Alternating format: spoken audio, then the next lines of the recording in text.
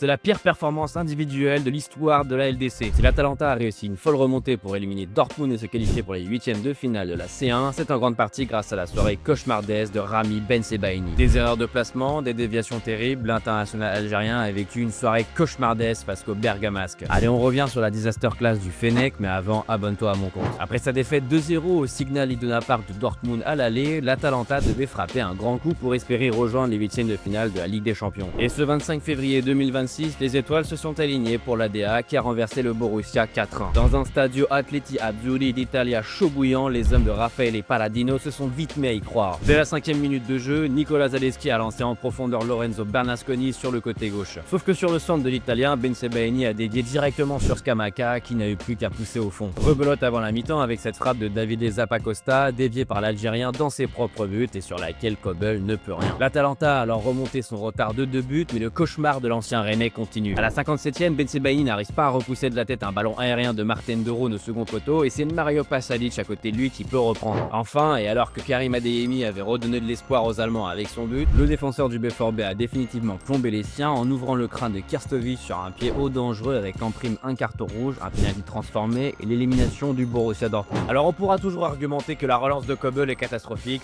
c'est vrai, et Bensebaini ne doit jamais mettre son pied aussi haut pour défendre, surtout dans la surface de réparation. Bref, une soirée à oublier pour l'Algérien qui va devoir se reconcentrer sur la Bundesliga où les Borussen sont à 8 points du leader bavarois. Bon, pour toi, est-ce qu'il s'agit de la pire performance individuelle de l'histoire de la LDC? Dis-le moi dans les commentaires.